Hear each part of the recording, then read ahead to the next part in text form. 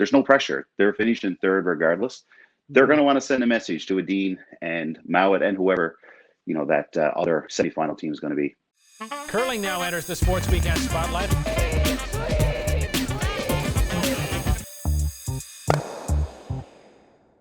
Good evening to you, Jamie, as we get you in. There you are. How are you? I'm fantastic. A lot of memories with the comparisons from 16 years ago. Man, I'm old, to this year. Wow. No kidding. Good to see you. I can't believe you didn't dye your hair red, or how many other colors did you have back in the day when you were young and wild? Nice shot. It's the hair and the soul patch I get a lot. I get asked to bring that back by some, and others tell me don't ever do that again. Wow. Jamie, you've been in these situations with Brad before. Maybe just some thoughts to this point so far, because, of course, it wasn't smooth sailing in Pinerolo in 2006, but yet you guys were able to overcome somewhat similar stories here. What is it about Gushue and Nichols in particular that can get this thing going? Yeah, I mean, when in 2006 we had a game against Sweden. I believe it was an extra end. The shot was made and picks just outside the house, and they steal the victory. And there are struggles with the ice and a lot of similar things, especially that Canada game against Russia.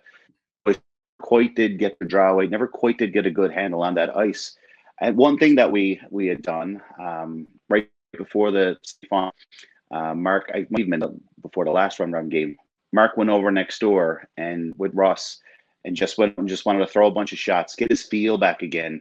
And I can't remember the amount. I think Russ said, Mark made 16 runbacks in a row, and that's when we knew he was back. So no doubt that, they've used a lot of that experience, and then they've regrouped. They've had team meetings. They've debriefed. They've looked at footage. They've done all the things, all the process, everything they've done to get to this point. They've dug into that experience. And I have no question they're going to come out tonight. I believe I just heard someone say they want to make a statement. It's also a chance to, you don't want to tweak anything. You're not at that stage, but it gives them a real chance now to come out, and there's no pressure. They're finished in third regardless. They're going to want to send a message to Adine and Mowat and whoever, that other semifinal team is going to be. Right. We're hearing at times that the team is a little frustrated with the ice, right, and trying to figure out the different paths. What was your rule and mantra back in 2006 about the ice and talking about it? Yeah, one of the things that we had even, before the Olympics, but certainly at the Olympics, was you have no control over what the ice is going to do. You have no control over what other teams are going to do. You only have control over what you could do.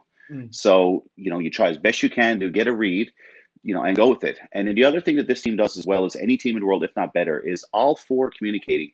They're studying, every time they're in practice, every shot they throw. I mean, Brett Gallant even, in the fourth end here, I had one, it was a little interns, a little tighter, and just the amount of information, that communication, and you've heard the team say it multiple times, but, they really need to just kind of forget about the ice. And when I mean forget about it, I don't mean forget what it's doing, just forget that negative part, and let's just focus on what you can control.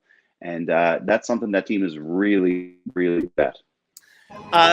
Jamie, I saw your tweet before the show. Of course, we're going to have Joni McCusker on right after you, and you had said that she shared something with you. So the floor is yours to share that.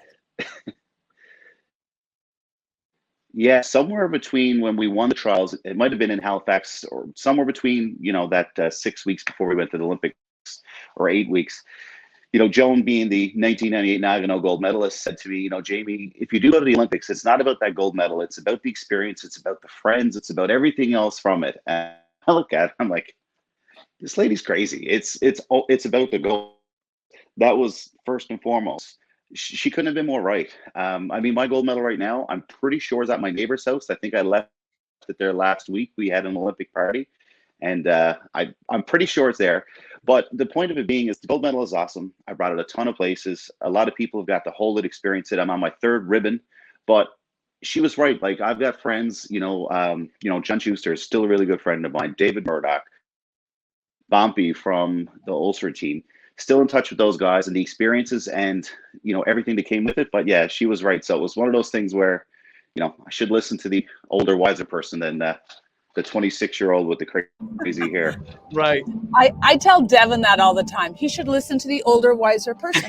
Sometimes he does not. Now, Jamie, I know you were in Pinerola, so you don't know exactly what the mood was like in Newfoundland and Labrador when the entire province was going crazy. You definitely remember the homecoming.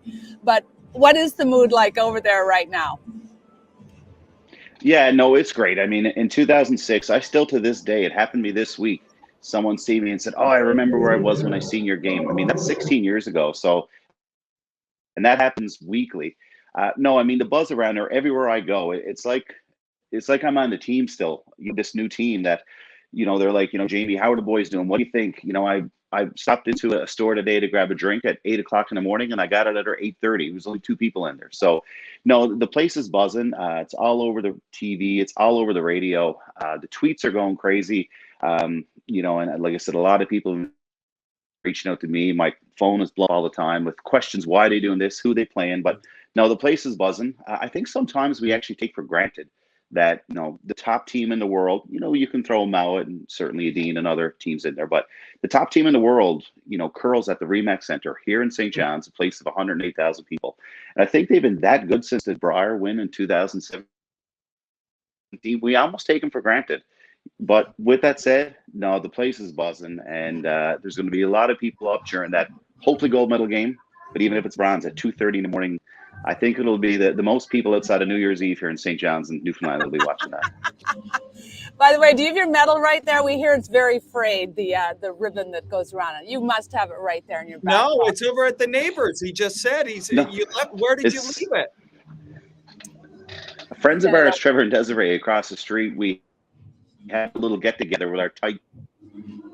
Pretty sure I left it there, but no, the ribbon that I had after about 4 or 5 years, it was just disintegrated, and then I used the ribbon I got at Michael's, and then about 3-4 years ago, a friend of mine found one on eBay. It's actually a replica medal, and I took that ribbon, so I'm actually using a replica, but I still have that frayed ribbon around, and if I touched it now, it would just go like dust, I'm sure.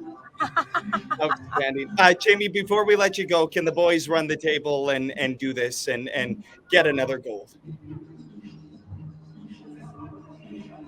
Let's say that again. You cut it for a second. Sorry, Devin. Can the boys do it again? Can they win another gold?